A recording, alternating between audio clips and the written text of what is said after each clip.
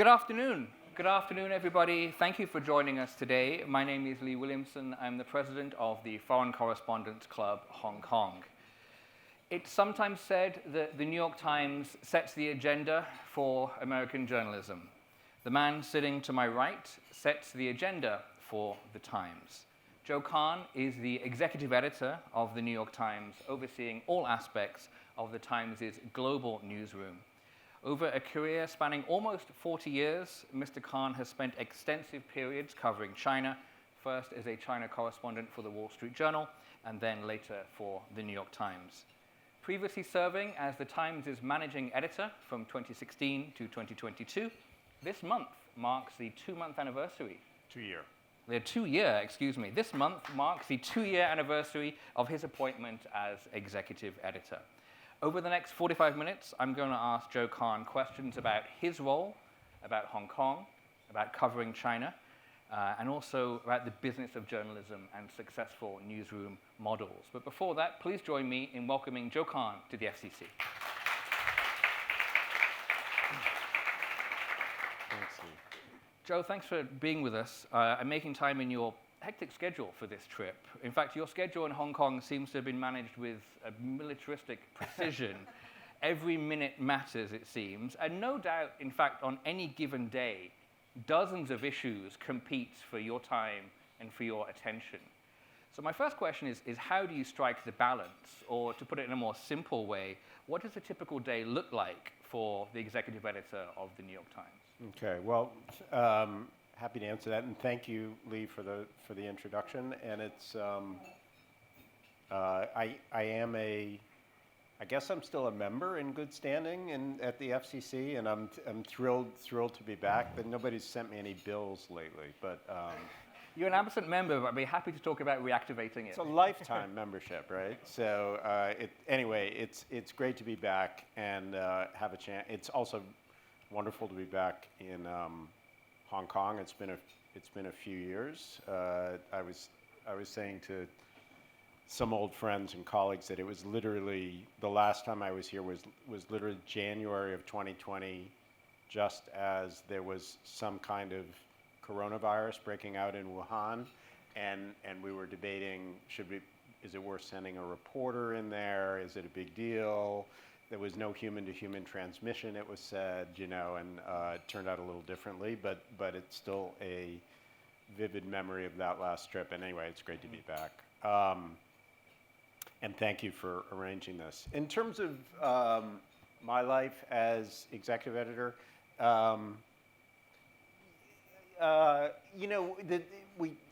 we have the word executive in the title, and I'm not even really sure why, because in my previous job, there was a little bit more of an executive or strategic side, and actually the way I and many of my predecessors have defined the executive editor job is actually trying to free up time to be back managing the journalism more directly.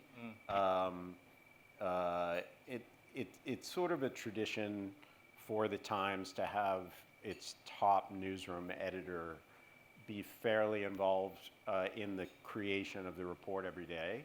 And traditionally that meant, presiding over the process of deciding which of the many stories we're doing, which were going to make the front page the next day. And sort of that was a process that was sort of loaded toward the end of the day. People would, begin writing their stories, tops of stories, and you'd sort of sit there in a decision-making capacity and say, these are the six, and that was sort of the power. It's now very different because it's more of a 24/7 digital operation, and my day is very front-loaded, begins a lot earlier than journalist days used to begin in the print days, and very structured toward the early morning and setting our priorities journalistically on the big storylines that we're covering each day, and trying to manage that as much as possible throughout the day, creating that hierarchy in terms of digital coverage, staying competitive on the biggest storylines. And then as we kind of set up the structure for the day, the afternoon becomes a little bit more executive. but actually the nice part of the job is having your hands on the report each day and feeling like, which I think is a distinguishing characteristic of the Times, that the core product is the news product that we're producing, and its relevance and its competitiveness and its urgency are my main responsibility on a day-to-day basis. So that's the day-to-day.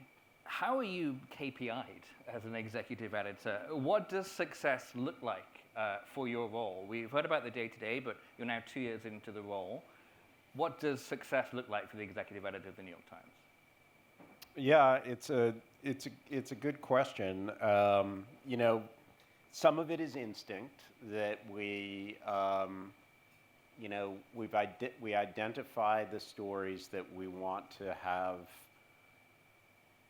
the most relevant and penetrating coverage on, and I have a pretty good sense if we're achieving that, but also our readers have a good sense, and my boss, the publisher, has a good sense, and ultimately the success sort of depends on that feeling of momentum that you get from helping to lead the coverage, and that's really everything from breaking news, and that there's that sort of that daily draw from breaking news, but also all the way up to sort of the longest term enterprise that we're creating, investigative stories that are must reads, that are only in the New York Times, and we've got enough of a stream of those things that there's a sort of urgency and appeal to the report, and I don't know that there's a hard KPI for that. There's a soft KPI, but you get feedback from people as to whether or not we're, on the beat, so to speak, on the subjects that they care about, or whether they feel like we're lagging or we're getting it wrong. And odd ones being like daily active users, weekly active users, page views. Are we talking about digital metrics? Yeah, we look at all those metrics, but they're not hard KPIs for us, and they matter more for the subscription business. And I am not compensated based on the number of subscribers that we get. Yeah. But if we were losing and not gaining subscribers, that would be an input to whether or not we're creating that sense of sort of momentum and gravity for the news report. Right. At the moment, we've been in a pretty steady period of growth in terms of both readership and subscribers that we're attracting, and so there's been kind of a healthy trend. But I'm not likely to either get a significant pay increase or to lose my job based on short-term fluctuations in kind of things like page views or engagement. Right. So you're fairly involved in day-to-day operations and decisions of the newsroom, as you just mentioned, which leads me on to a question I wanted to ask you, because we're facing continued economic headwinds, war in Ukraine, the Israel-Hamas conflict, fraying US-China bilateral relations. Of course, more than half the world's population are voting in over 80 countries this year, a year that could be pivotal for democracy, including in the United States. All of that is before we even mention the climate crisis. So the Times has the kind of resources that many newsrooms can only dream of, but still they are finite. How do you decide where to focus your coverage with so many competing issues of importance? That's good. It's a very good question, and that is part of the daily, weekly, monthly debate that we have. What are our top priorities internationally? I mean, we try to put resources behind all of those big questions. Obviously, the presidential election in the U.S. has a sort of obvious importance to it for an American newspaper. But you're right that there are major elections. I mean, we just had one in India. We have one coming up in the UK. We'll put resources into all of those. For better or worse, the UK tends to be a little bit of a bellwether for American elections. It was in 2016, with Brexit. So that is pretty closely watched. There was just a pivotal election in Mexico, which resulted in a surprisingly robust victory for the incumbent party. That was also a big priority for us.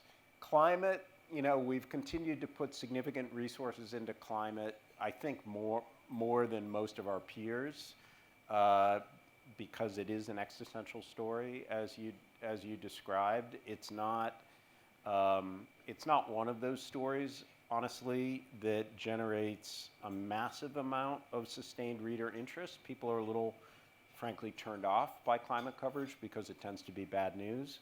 But that's another reason why we don't pay that kind of attention to metrics, because we've decided it is a story that we need sort of aggressive coverage across all fronts: the science of climate change, the way it's affecting weather patterns, investigative work related to climate policies and their enforcement, and we've got our largest team ever doing climate coverage. So, we identify those top storylines and make sure we have big resources on them.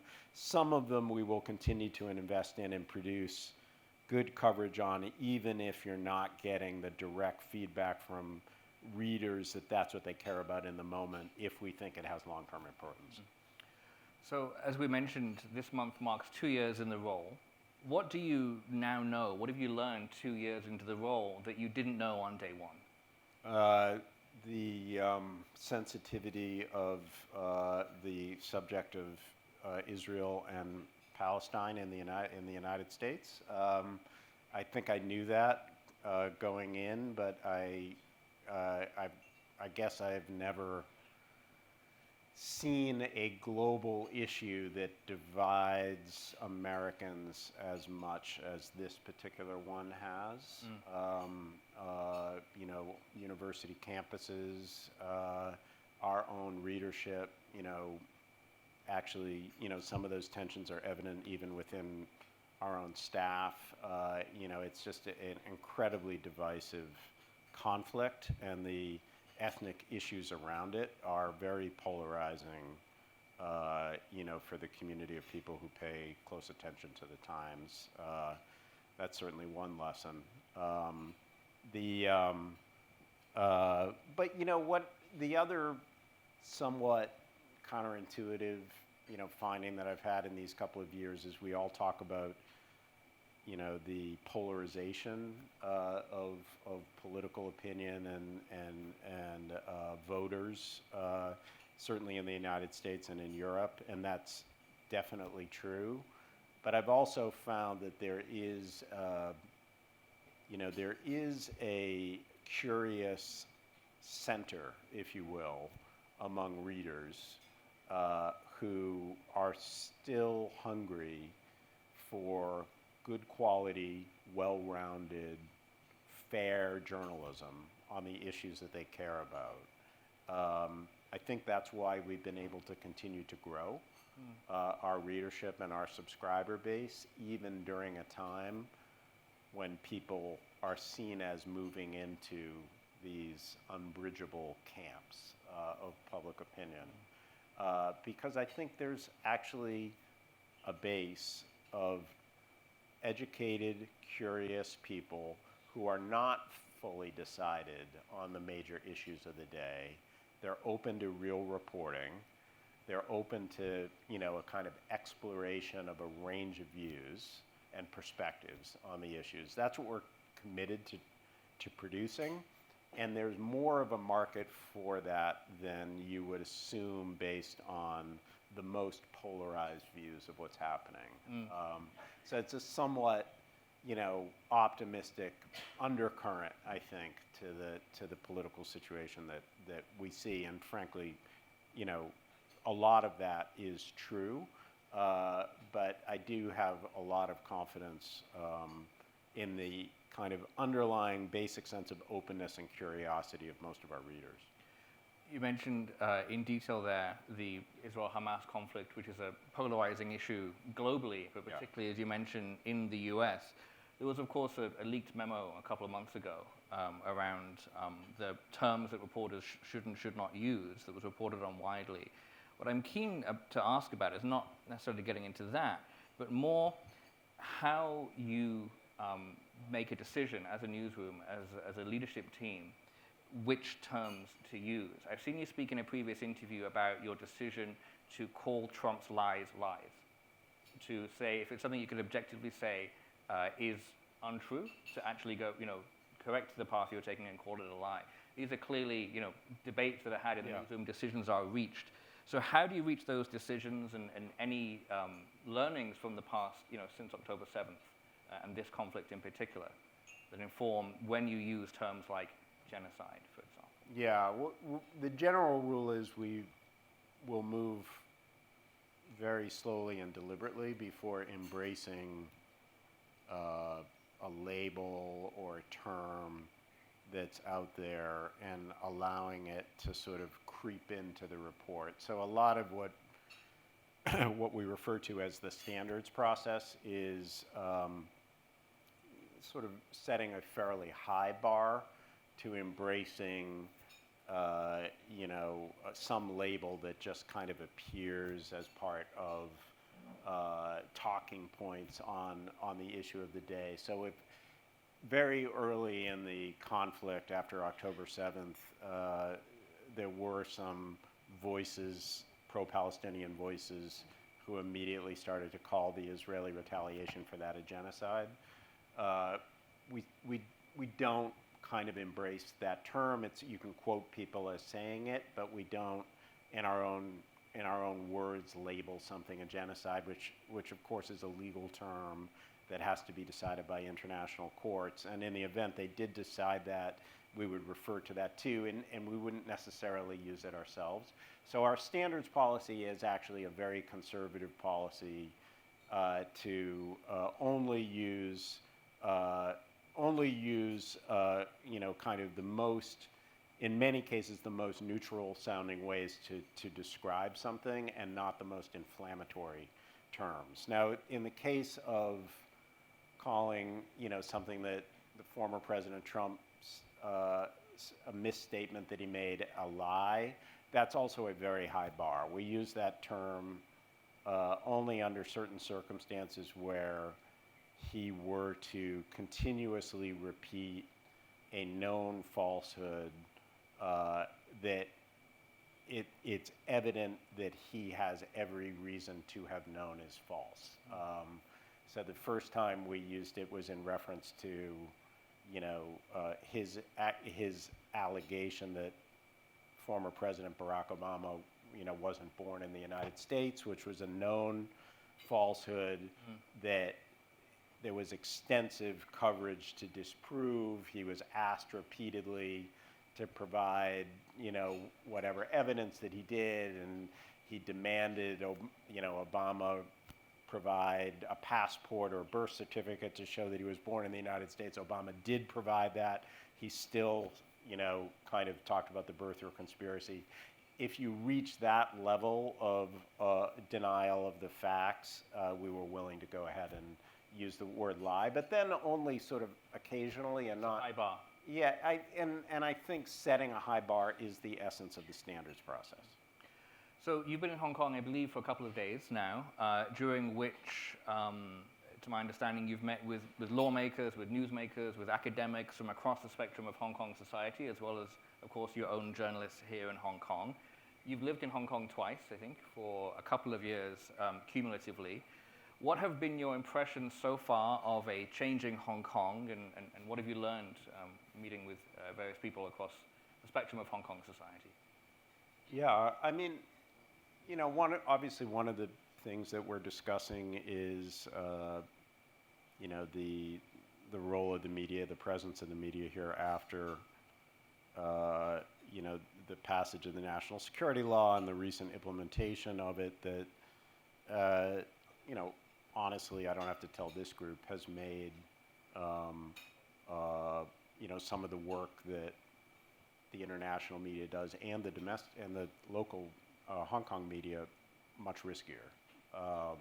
So certainly one of my goals on this trip is just to get a sense of that climate.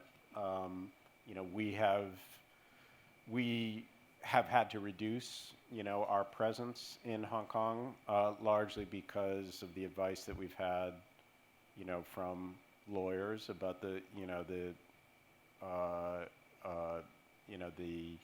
legal status of a large operation here, and the possibility that Hong Kong would become less open, make it more difficult to allow journalists to come in and out, getting new visas, and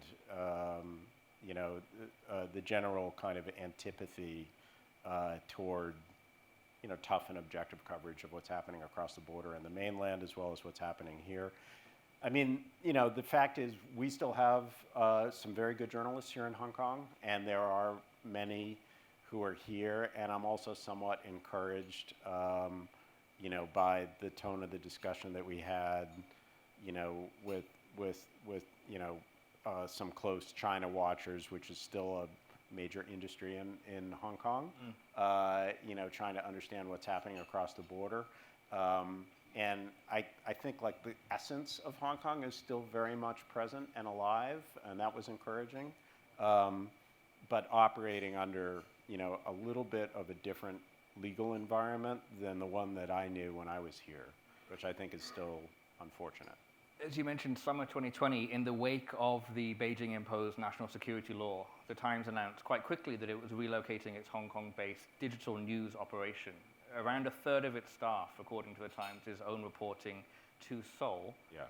The feeling at the time in 2020 was that others are going to follow. This hasn't proven quite to be the case. Some outlets have shrunk their Hong Kong presence. Some smaller outlets like Radio Free Asia have left Hong Kong. There's also the likes of Bloomberg, CNN, AFP, among others, who retain quite a robust presence in Hong Kong.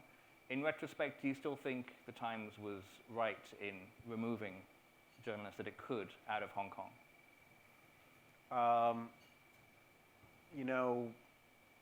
We have to operate, with the advice of our lawyers, and we all. And we had we have a very substantial presence in Seoul now, and we still have a substantial presence in Hong Kong, and I think it's probably the right balance, and it gave some reassurance with the uncertainty over the political and legal climate here, that we had a base of operations that wasn't entirely contingent on, the changing sense of norms from the Hong Kong authorities. So I think it was the right decision for us to have a base that we felt was, kind of a sort of legally sounder base for the core of our Asia operations. But I think, we still have a robust presence here. It's a really important story in and of itself, and an important listening post for mainland China, particularly at a time when we're having trouble getting as many journalists as we want into mainland China. Right. So I don't anticipate that we would, somehow continue to downsize here, provided the climate doesn't get worse. Right. Yesterday, the Reuters Institute Digital News Report 2024 was released. It cites results from the FCC Hong Kong's 2023 Press Freedom Survey, which our survey found that 2/3 of our journalist members who completed the survey had engaged in self-censorship in their writing, either through avoiding certain topics or changing the way they speak about them or write about them, and that almost 3/4, 73%, were concerned about the possibility of arrest or prosecution for their reporting or their editing. What measures is the Times taking to support its journalists who are still operating in the city? I mean, the safety and protection of our journalists is my number one responsibility, and we would throw all of our resources into a security issue, a safety issue, or a legal issue for any member of our staff who encountered, difficulties of that kind. So that's sort of like an absolute commitment. I mean, we do have journalists in many places around the world that are significantly more dangerous than Hong Kong. Yeah. I don't think, for all the troubles that are true for journalists here and the legal threat to them, it's certainly a much safer space to report than it is on the front lines of Ukraine or being a reporter in Gaza at the moment. But even probably, not the same level of threat that, kind of some parts of Latin America are. The safety of journalists covering certain issues in Mexico at the moment is very much front of mind. Fortunately, the types of issues that we're facing here tend to be more long-term legal and bureaucratic and less about sort of physical safety or direct threats to our journalists, but it's something we watch very closely. You mentioned, of course, the domestic national security law, known colloquially here as Article 23. Your visit to Hong Kong is the first high-profile visit of a foreign media executive since the passing of that domestic security law, which targets external interference, sedition, espionage, theft of state secrets, things that could, very realistically affect the business of journalism. The aforementioned Reuters report said, quote, challenges to journalism in Hong Kong will likely intensify with the enactment of the Safeguarding National Security Bill, unquote. What is the Times' take, and is the timing of your visit to Hong Kong intended to convey any message either to your own reporters or to the wider world about reporters working in Hong Kong? Yeah, I mean, the message from my perspective is that I honestly don't believe that it's either in Hong Kong or China's interest to be, continuing to treat the international media in this kind of hostile or adversarial way. I think my experience in Hong Kong, I assume many of your experiences in Hong Kong, is as an open international city that welcomed the widest variety of people, experiences, and media in a volatile region, but where this was a bit of a haven for debate, for exchange of views, for kind of the mixing of people and ideas. And I think that's what made Hong Kong a special city. And I don't think it's in Hong Kong's interest, and I don't think it's in China's interest to see Hong Kong erode that status. And I still feel, seeing all of you here and having just even a few days here, that kind of sense of vitality is still very much a part of the spirit of Hong Kong. But I think it's at risk of being snuffed out if this trend continues. And sort of, I do think that international media contributes to a sense of vibrancy in the culture that money alone does not. There are plenty of places around the world that have money. Hong Kong also, has a lot of money. But money alone doesn't make a great city. And media is a contributor to the sense of sort of vibrancy and excitement and international attention and the world of ideas and debate that help make a city not just a place where you can live well, but an exciting place that you want to be. As an artist, as an investor, as a business person, and Hong Kong has had that, and I worry that with too much of that kind of adversarial approach to what the media does, they're at risk of losing it. So, my message would be, don't forget, the ingredients that help make Hong Kong a special place in the past, and don't lose those. Hear, hear. You mentioned Hong Kong's, indeed. You mentioned Hong Kong's traditional role, which it still holds as a listening post to mainland China. To my understanding, the Times currently only has 2 reporters in mainland China because of obstacles, including visas in particular. Yeah. Can you talk a little bit about the challenges of reporting on the world's second biggest economy, the US's biggest trading partner, and its most significant geopolitical rival, with only a couple of people on the ground? Massive. There's, at one point, I would have expected in 2008 that we would have, I think at one point with our total staff, Chinese staff, foreign correspondents in China, we probably had an operation of 30 plus people. I would have expected that to double, and we're down to 2 correspondents. So that's sort of largely the result of a reciprocal expulsion of correspondents that began under the first Trump administration with the re-registration of Chinese state media and the requirement that they register as foreign agents under the U.S. system. China retaliated against that by asking most of our correspondents to leave and doing so with a bunch of other international media. We were left at one point with 1. We struggled hard and got a second. But you're absolutely right. Having 2 correspondents on the ground in the second largest economy in the world at a time of rising tensions is wholly inadequate. It's one of the reasons why we still have a big team here. We also have sizable presence in Taiwan, and then we have a big team in Seoul as well.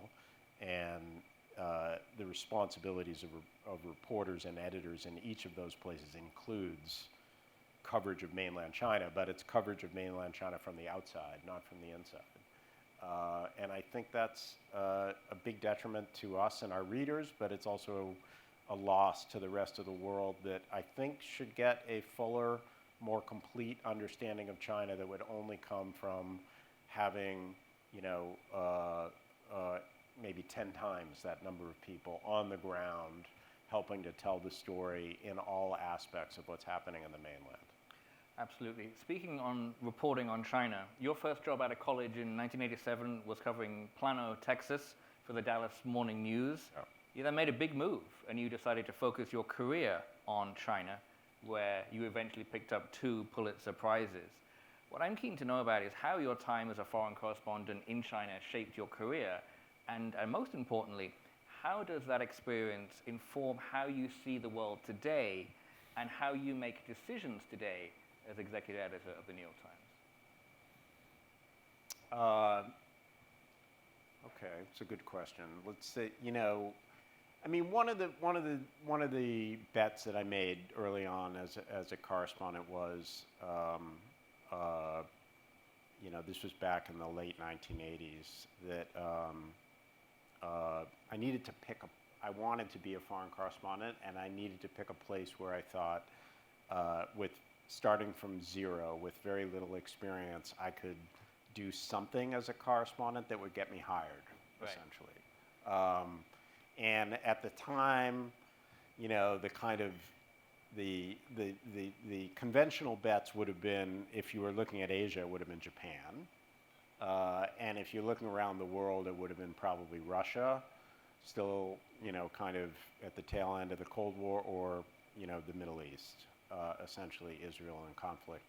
And China seemed like a counterintuitive bet at that time, because it was beginning to emerge, but there were very few correspondents who were trained in Chinese, and you never heard anybody talking about, kind of an aspiration to be a foreign correspondent in China in those right, days. So that was the bet that I made, and that was a pretty good bet. I wish I had some sort of monetary way of betting on China at that time, but it sort of, for me, it paid off journalistically, just because, I was able to put into practice everything that, all the muscles that you want to develop as a journalist. It was a great news story. It had rich investigative opportunities. There was sort of it was a giant, sort of unknown quantity that needed an explanatory layer to it. And I was able to, try my hand and develop my skill at doing all those kinds of things as a correspondent in China with a bigger canvas than you could have imagined, certainly in Plano, Texas, but any other, immediate kind of beat opportunity that was available to me. And, I think it was, and then it became for us and for me going forward, kind of the core of thinking about, journalism as an editor and, increasingly as a sort of expansion of the Times' footprint as a news organization. So we, China was the site of our first major foray into foreign language publishing with Chinese. Hong Kong became a significant base for us. Actually, it became the base where still today we produce the international print edition of the New York Times, which is circulated globally, but it's produced here in Hong Kong. That happened when I was international editor, and we sort of built up a team here as a model of kind of a 24/7 digital management, where the baton passed from New York to Hong Kong, now mainly to Seoul.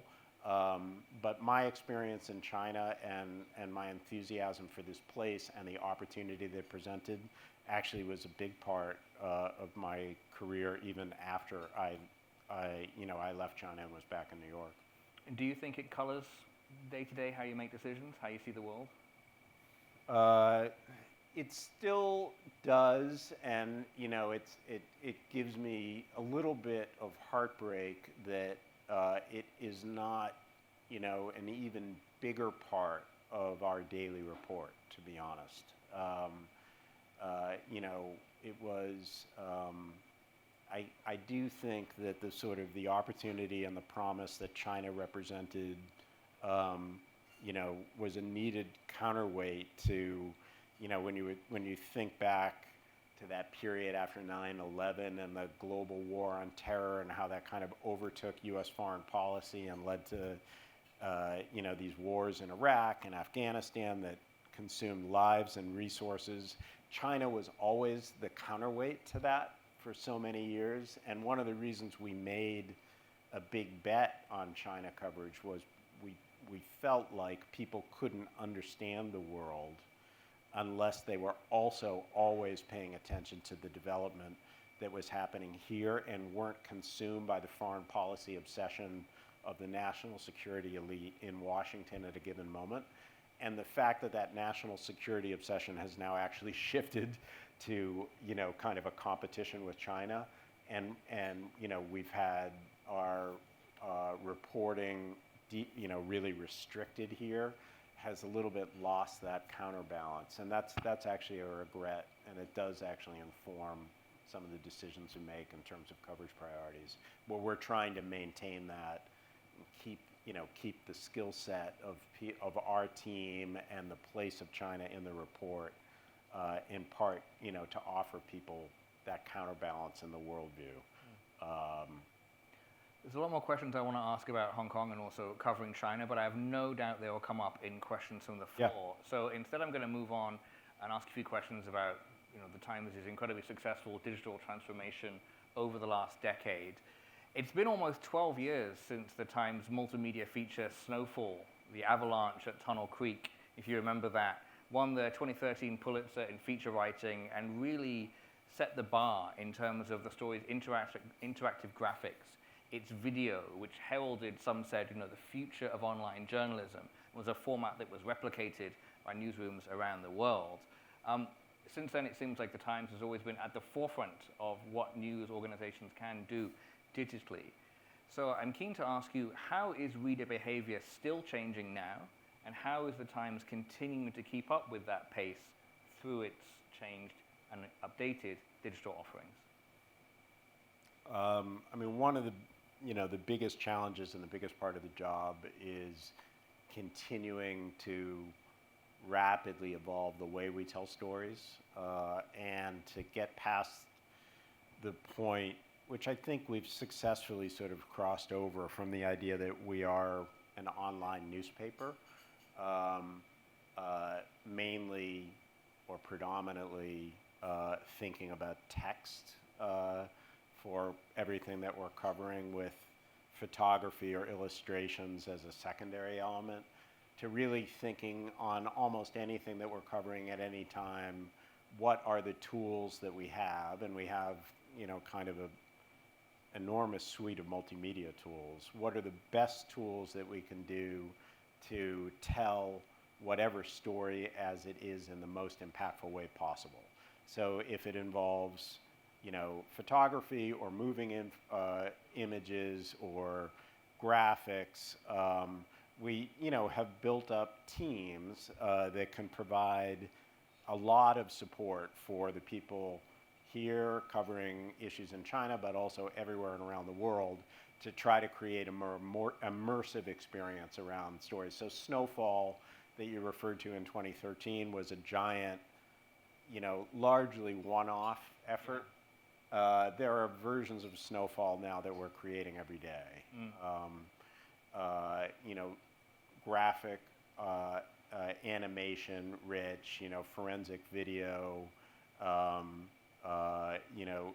real uses of visuals in the storytelling process natively, and obviously still producing a version of everything in text, but also the investment that we've made in audio, which has been a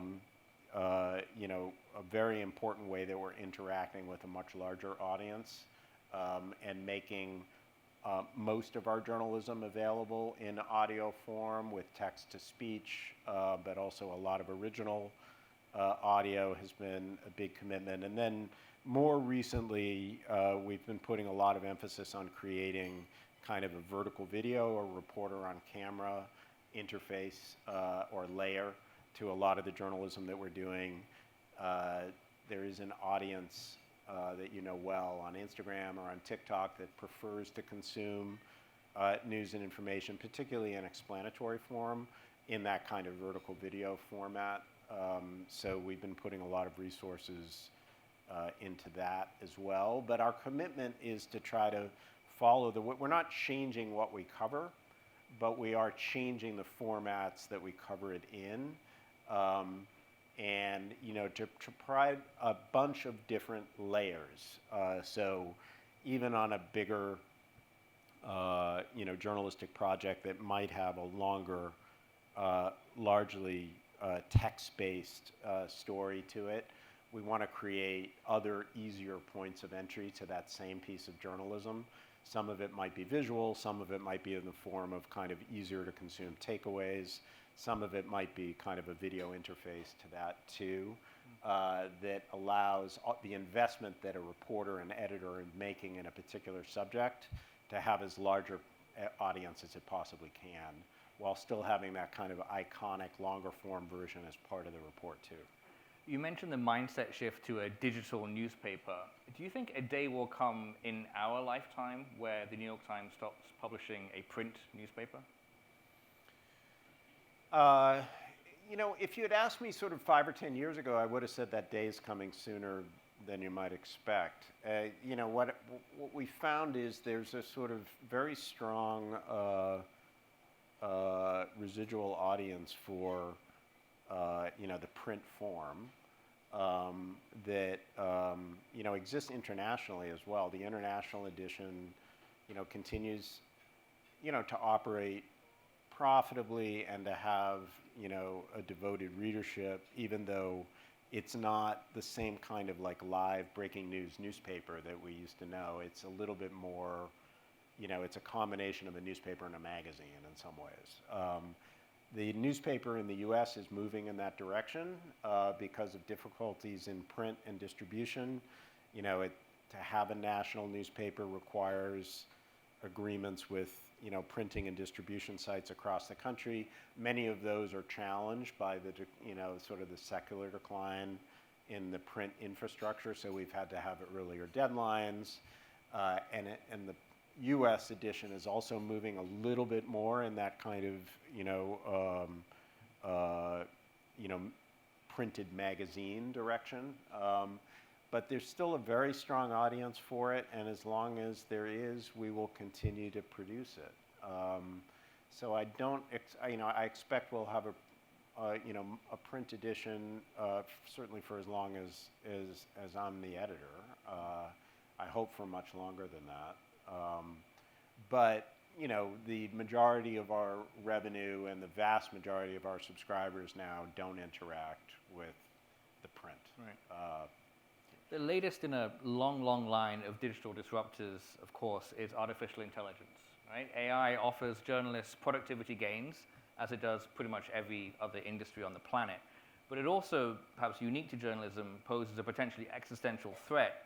Nobody yet knows to what extent AI-generated content will obliterate search engine referrals to news websites, but it will undoubtedly have an impact, not to mention a number of unanswered ethical questions pertaining to the use of AI in the creation of journalism.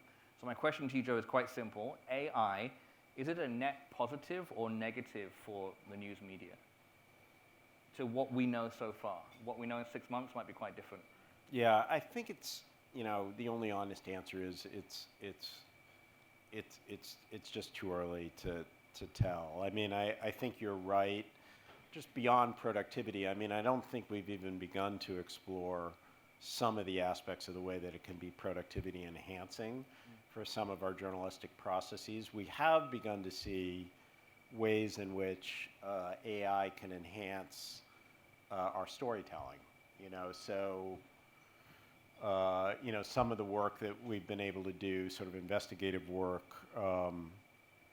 related to Gaza. We had a big sort of examination of the use of 2,000-pound bombs by Israel in the early days of the conflict, which was basically an AI-assisted examination of every crater that was created from a bomb. And we were able to identify the number of 2,000-pound bombs, the time that they were dropped. That was all sort of AI-assisted forensic video work. We did a big, global investigation of Russia's evasion of international sanctions in terms of its oil shipments and the ships that were conveying Russian oil, in defiance of international sanctions. That was done with a lot of satellite imagery, which was able to identify the ships and their origin. So we're already using AI, to enhance kind of data research and image recognition, and that's helped our storytelling. And we're just like really at the beginning phases of that. So I think it's going to pay significant journalistic benefits for us. I do think you're right that there will be some productivity enhancements. We do not envision using AI to replace, kind of human journalists. Human beings will need to be involved at the origin stage and the assigning stage, and we're not going to publish anything without human intervention. AI can be used along that supply chain, but there will be human beings at the beginning and the end of the process throughout. That's a pretty firm commitment that we have, but I do think that there are ways that it will help our storytelling a lot. On the other end of the spectrum, in terms of the way AI is affecting, the consumption of news and information on the internet, I share your sense of alarm. We were seeing a deterioration in the environment for the way news is distributed on the platforms even before, this latest wave of enthusiasm about Gen AI and the way those tools could be employed. Hence the lawsuit. Yeah, I mean, the Times Company, not the newsroom, but the Times Company sued OpenAI, and is determined to seek enforcement of its intellectual property and the way that it was used in the development of that. The newsroom is separate from that and is continuing to cover and write about all the issues around AI and the way it's being used on other platforms. Google is a much bigger platform for us than any other, and they're employing their own AI tools or testing them out at the moment, and that's already begun to affect search. Our hope is that, first of all, that IP and the importance of original journalism will be respected, and secondly, that we can shape the way these AI tools develop in a way that doesn't cut out, the incredibly costly and important, human beings who are doing the on-the-ground reporting. and we're not sure how that will play out, but we're pretty vigorous in defending that and watching it really closely. One of the consequences, of course, of the Times' incredibly successful digital transformation has been its growth of influence, of subscribers. By some estimates, the percentage of US publishing employees working at the Times was 1% in the year 2000. It has grown to about 7% today. Of course, this is likely a result of both the Times' success as well as the consolidation and decline of local papers across the US. Meanwhile, the Washington Post appears to be on a rocky road. The Wall Street Journal 2 weeks ago announced another round of significant layoffs. Does there come a point, Joe, when the New York Times' incredible success and increasing dominance ironically becomes a bad thing for American journalism, when it becomes such a sole dominant player? Yeah, I guess I'd push back a little bit against the premise that it's a sole dominant player. I mean, we just not yet, but well, we just that one talked day about the vast majority of there's still an enormous opportunity out there to persuade tens or hundreds of millions of people that they're better off getting their news from a reputable provider of original journalism than they are, from an influencer on TikTok. Right. So our competitors out there really are the engagement platforms that are full of misinformation and full of conspiracy theories and to some extent, honestly, fake news or misinterpretation of the news. And to me, that's a much bigger threat, but also opportunity for us to begin to reach, an incredibly large audience that is not engaging with any quality news and information. It's also in our interest, my interest, the interest of the New York Times, to have the quality information providers all find, a sound basis for continuing to do what they do. We're not at all interested in seeing that environment deteriorate. I hope that very much that the Washington Post can figure out a way, to get back on the growth path. The Wall Street Journal is a peer and a competitor, and I actually think they have, a very strong business and a very strong reader base, and I think will be a thriving media company for some time to come.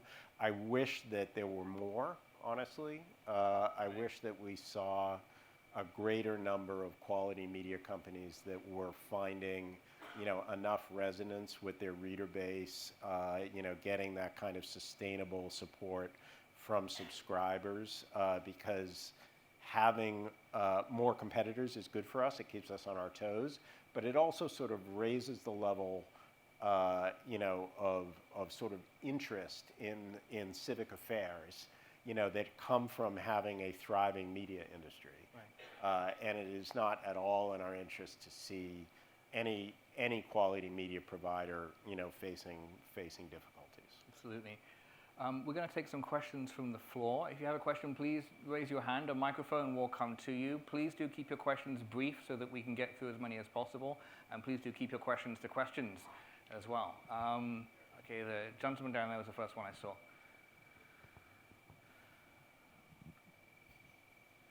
Liu Qinming, Associate Governor of this club. In April 1997, a Wall Street Journal reporter wrote about the local paper Mingpao.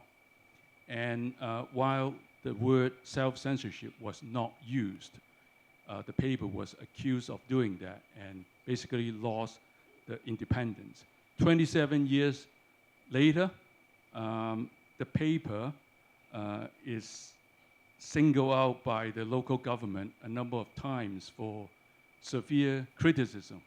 I wonder, as the reporter who wrote the story, what do you think of Mingpao now? Thank you.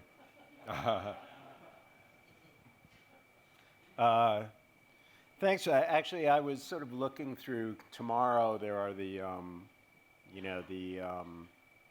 the SOPA Awards, the annual awards, and I had a chance to look through some of the entrants and you know, and also just do a little bit of review of some of the journalism and the journalistic environment, and it's still clear that, you know, that Ming Bao is still committed to doing good and penetrating journalism about Hong Kong and about China, and I think everybody, including Ming Pao in those days back in 1997, but since then has had to adjust to the political climate. But you know, I'm heartened to see that it's still committed to, you know, creating strong journalism about it. And if anything that I wrote back in 1997 turned out to be wrong, I'm happy to be wrong about that.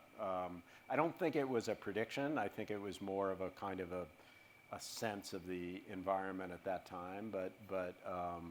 But it is important to see and good to see that organization continuing to be committed to doing good journalism. Philip Baring, over there. And then I will come over here, I promise. Philip Baring, on the subject of quality in the Washington Post.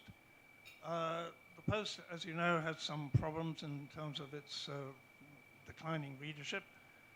And now we see that it's appointed a publisher and now an editor from the Murdoch School of Fleet Street. How can this be bringing quality to the Washington Post? Yeah, well, you know, the publisher, of course, was previously served as a publisher of the Wall Street Journal, and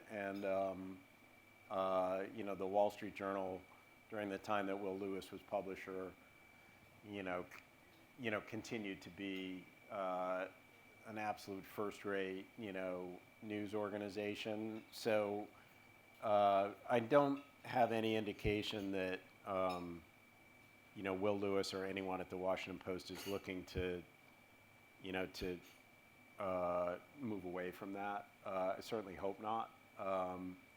I don't know much about the Telegraph editor who was tapped, you know, in the future to come to the Post. You may know a little bit more, Philip, you know, as a follower of UK media. I think it's a little bit, you know, it is a little bit odd at the moment that many United States publications have turned to the UK for, you know, solutions or ideas, because it's not entirely clear to me that the UK has solved all the problems of media in the world. Not that there aren't some excellent editors from the UK, but you know, there are a bunch of organizations, as we've written about, that have sort of tapped UK expertise all at the same time, and you know, to some extent, it's a little bit head scratching. But you know, as I said, like, you know, I want, and the U.S. media needs, the Washington Post to be, you know, strong. And I don't fully understand the strategy that they're pursuing with this idea of a third newsroom. And I don't know that it's been entirely explained yet, even to people at the Post. But you know, that core newsroom is essential, and I'm really confident that Will Lewis recognizes that, and that, you know, the leadership of the Post wouldn't do anything to jeopardize that. At least that's my belief. Joe, I think it's our accents. We sound smarter than we actually are. It's always worked out well for us. Yes. Over here, Florence.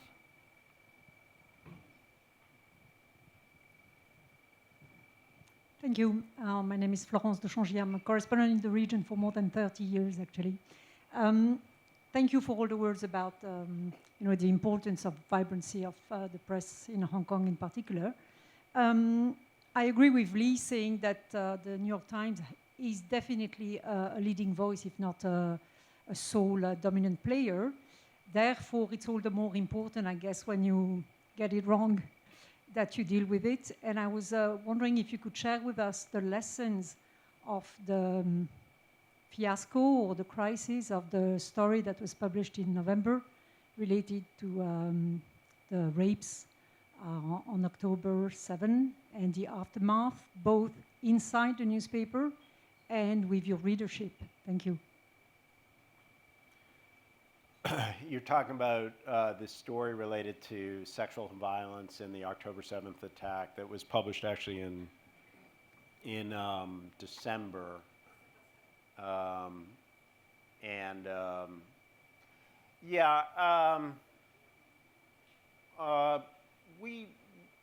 We're strongly committed to covering continuing to cover the issue of sexual violence that was part of the October 7th attack, and the evidence is very clear that there was sexual violence associated with the terror attack in Israel by members of Hamas who crossed the border. That's been really well documented. The basic facts that were included in that story, have continued to be verified, including by, an independent United Nations investigation. The story provoked an extremely strong reaction and one of the most sort of extensive deconstructions that I've ever seen applied to a single piece of journalism. But I'd push back a little bit, like we don't consider it to be a fiasco. We've continued to report on sexual violence. We've continued to report on the treatment of hostages, including female hostages who are in Hamas custody and subjected to sexual abuse. And it was evidently part of a feature of the Hamas attack. So we have not second-guessed our coverage of that issue. My introduction, you're on a very tight schedule. It's 5 past the hour. Do you have time for 1 or 2 more questions? Yes. Okay, we'll take 2 more questions from the floor. Gentleman here. Wait, please wait for the microphone. Hi. Thank you very much. My name is Dr. Michael Rothschild, and this is my daughter, Sarah. We actually live in China, so I wanted to go back to China and then go back to the one issue that you thought was quite important, but not really interesting for all the readers out there, climate. And as you know, China is the biggest polluter on the face of the earth in terms of iron ore and steel, with all the $4 trillion buildings and everything, all the inventory that they have, and with other developing nations learning how to cope with climate issues and so forth. Our foundation, Michael Rothschild Foundation, supports, promotes, and develops initiatives in healthcare, education, climate, and youth. What do you think people like Sarah and I, who are American Israelis, living in China, working with big companies like Baal Steel, Rio Tinto, these are like some of the largest companies in the world, still working together globally and mining and... Sorry, so your question? Yeah, the question is how would you cover these if you can't get in China, and normal individuals and NGOs like ourselves can actually see what's actually going on. There are billion-dollar transactions between large companies for climate. How do you see yourself going back into these locations if there's only one reporter there and so forth? Two. Excuse me. 2 very overworked reporters there. I mean, your question reflects the same challenges I have. How do we cover all the dimensions and, kind of fascinating stories and also concerning stories out of China that the world needs to understand if we're strictly limited in terms of the journalists who we can have on the ground, both, international journalists, but also Chinese journalists who are able to work for us, and it's a constant source of concern. So my answer is, give us more visas and more ability to, to work, with qualified Chinese journalists as well to help tell that story, because it's an important one. One more question from the floor. Okay, the gentleman over there. And then we'll go to you, if you're quick. Tony Watson, Far East Investment Management. Social media. Big portion of the U.S. consumes its news through social media, even bigger portion in emerging markets. What is the New York Times specifically doing to try to get unbiased quality reporting in front of those consumers, particularly given that a lot of the new quote-unquote news that is consumed via social media is misleading, biased, or outright false?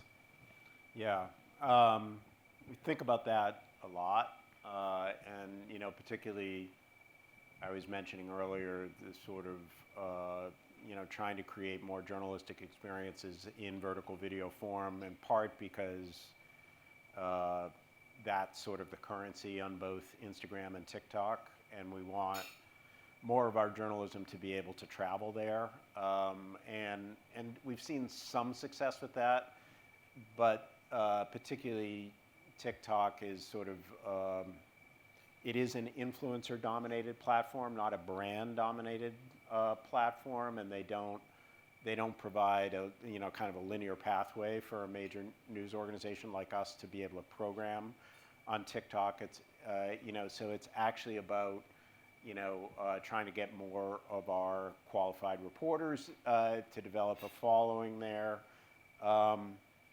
Ultimately, though, with the changing algorithms and habits of the way people consume news and information on the platforms, what we have there is really just a little bit, of a promo or almost a teaser that we hope will persuade more people to come to us directly. I mean, I think at the end of the day, quality news and information is going to depend on being a destination. A destination, whether it's on the internet, whether it's on the web, whether it's in an app. We need to continue to create the habit among curious consumers who want good information to navigate directly rather than having that be intermediated by a platform that's trying to monetize users in its own ways. So we're determined to try to have a presence there, to habituate users to interacting with quality journalists and consuming information from them. Ultimately, though, we need to persuade, we have been able to persuade some of them, and we need to persuade a lot more of them to navigate to us directly. I think that at the end of the day, that's the only thing we'll be able to rely on. I think that is the time we have. I also want to keep everybody hungry for Joe's talk at SOPA tomorrow, which I'm sure many of you are also attending. I do want to ask one final question, if I may, which relates to my very first question about your huge purview and the level of responsibility you hold in your role. Given the many things that you manage on a daily basis, how do you want your tenure as executive editor to eventually be remembered when you step down? What legacy do you want to leave? I mean, I've thought about that question, and I certainly one of the legacies that I hope to leave is to continue to make the New York Times news report as accessible and available and urgent, to a new and much larger generation of readers than we ever could have imagined in the past. I mean, I think my responsibility now is to continue to invest and preserve in the excellent work that actually we have a much larger staff than we ever did, and continue to invest in the key areas of coverage and the storylines that we think are the most important, but also to continue to find ways of making that coverage more available, more impactful, more accessible to a much larger audience than we ever would have imagined, because I increasingly fear that there aren't that many other providers out there to fill the gap. So it is, it's part of our mission to reach a lot more people than we ever did before. And I hope by the end of our tenure, we will have continued to increase that reach and to have sort of made the New York Times at part of the daily life of a much greater number of people than my predecessors could have ever imagined. Well, we've covered an awful lot of ground, Joe. It's been a very engaging conversation. On behalf of the FCC, I want to thank you for sharing your time, your candor, and your insight with our members today. Please join me in thanking Mr. Joe Kahn.